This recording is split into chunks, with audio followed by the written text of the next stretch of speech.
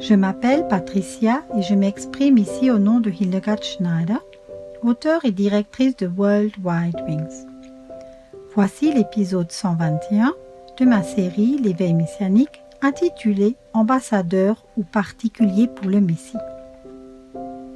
J'aimerais examiner de plus près la déclaration dans le chapitre 5 de la seconde épître de Paul aux Corinthiens, verset 20. Nous faisons donc les fonctions d'ambassadeurs pour Christ. Un ambassadeur pour le Messie est comparable à l'ambassadeur ou au messager d'un État, tout comme celui-ci représente son gouvernement à l'étranger. En tant que croyants, nous devrions représenter notre Seigneur dans le monde qui s'est détourné d'Élohim. Il y a tout de même une grande différence entre le fait de partir à l'étranger en tant que particulier et le fait d'être envoyé en tant qu'ambassadeur d'un pays. Un ambassadeur est le représentant suprême d'un État dans un autre pays et parle au nom de son pays, non pas en exprimant son opinion personnelle, mais en alignant ses paroles sur celles de la nation qu'il représente. Alors qu'un particulier défend son opinion personnelle, il peut toujours dire ce qu'il veut. Il y a donc une grande différence entre dire quelque chose en tant que particulier et en tant qu'ambassadeur, si nous occupions cette fonction. Un ambassadeur se préoccupe des intérêts de sa nation. Un ambassadeur entretient une communication permanente avec le gouvernement de son pays, alors qu'un particulier, lorsqu'il voyage, n'entretient aucun lien avec son gouvernement et ne l'informe pas de ses démarches. L'autorité derrière l'ambassadeur est toute une autre que si nous nous présentons en tant que particulier. Évidemment, peu d'entre nous se déplacent en tant qu'ambassadeurs d'une nation. Lorsque nous représentons le royaume d'Élohim en tant qu'ambassadeurs, nos paroles doivent être en accord avec ses directives et nous devons être en contact permanent avec notre roi. Que dois-je faire aujourd'hui? Qui dois-je contacter? Le rôle d'un ambassadeur doit toujours mettre en œuvre la politique de son gouvernement et exécuter les missions. Par contre, un particulier est libre de faire ce qui lui plaît. Le gouvernement pourvoit à tous les besoins de son ambassadeur. Toutes ces missions sont prises en charge par le gouvernement qui inclut également ses frais de vol et ses frais d'entretien et de vie. Son gouvernement prend en charge tous ces frais. Par contre, un particulier doit tout payer de sa propre poche et subvenir à ses besoins personnels. Revenons au verset d'introduction dans lequel Paul nous assure que nous sommes des ambassadeurs pour le Messie. Écoutez bien ce qui est dit de son royaume.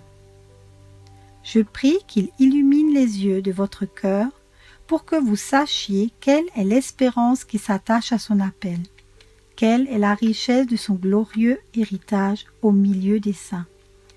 Éphésiens 1, verset 18. Nous apprenons dans ce passage très clairement ce qu'est son royaume, sa glorieuse richesse, son héritage, l'immensité de sa puissance, l'efficacité de la puissance de sa force. Il est intéressant de noter qu'il est dit que la gloire de son héritage se trouve au milieu des saints. Qui sont les saints? C'est nous, ce qui implique qu'il cède la plénitude de l'héritage à ceux pour qui il est mort.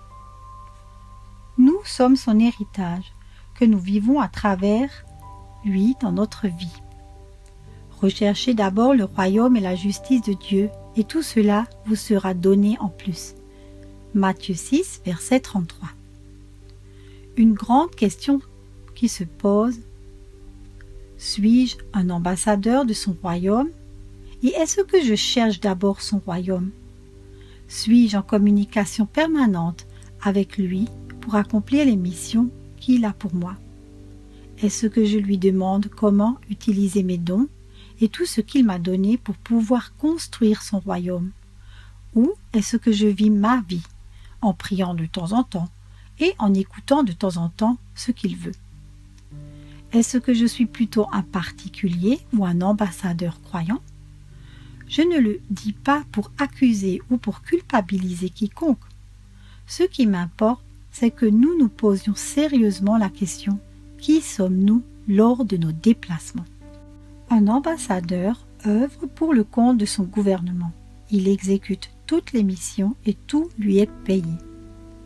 Un magnifique exemple d'ambassadeur du royaume de Yeshua HaMashiach est George Muller, qui a vécu de 1805 à 1898.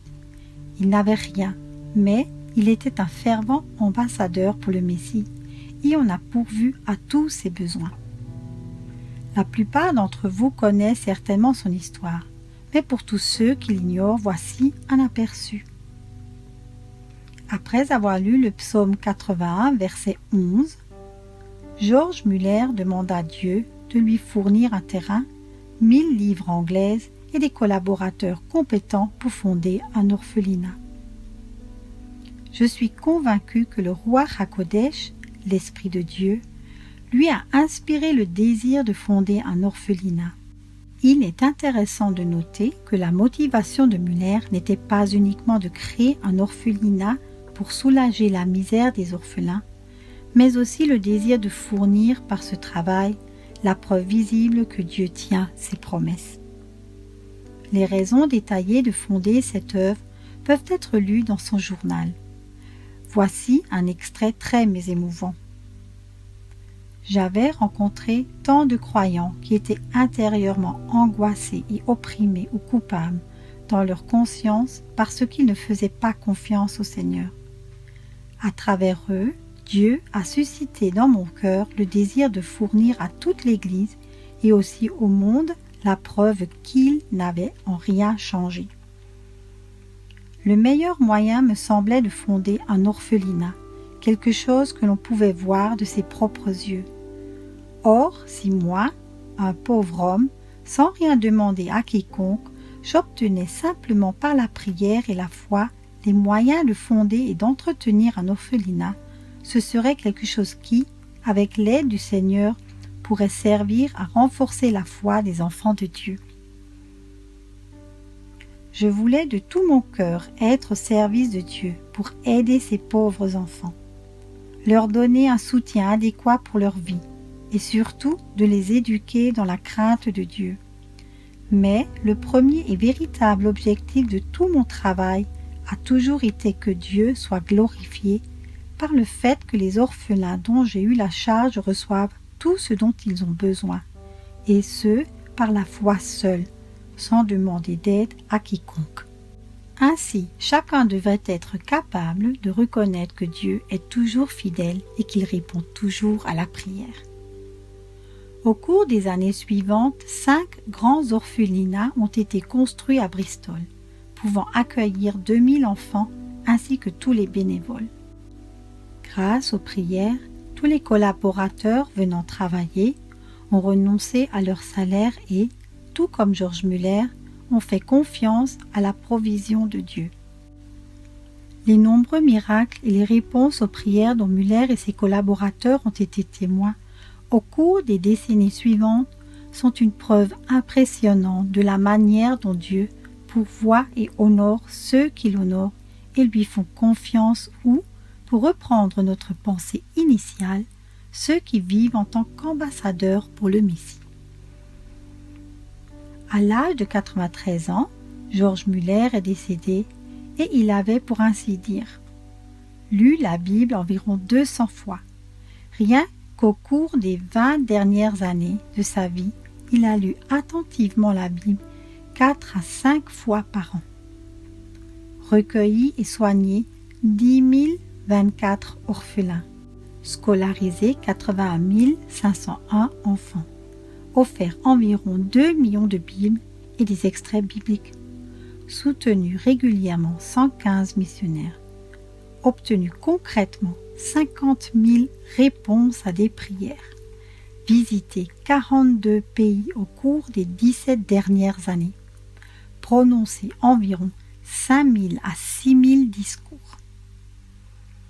Selon la valeur actuelle, l'équivalent d'au moins 70 millions d'euros est passé entre ses mains, alors que ses biens personnels ne s'élevaient qu'à environ 4 000 € à sa mort. En tant qu'ambassadeur, il a tout obtenu pour réaliser sa mission. Ce n'est pas une question d'argent, plutôt son attitude à servir et à faire confiance à Elohim. L'argent n'était pas source de motivation pour sa confiance. Il ne s'agit jamais d'argent, plutôt de notre confiance en Elohim, qui est la source de tout.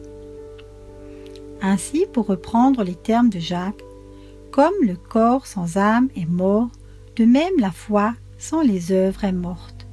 Jacques 2, verset 26. La véritable foi rédemptrice conduit à une vie transformée et reconnue par les œuvres que nous faisons.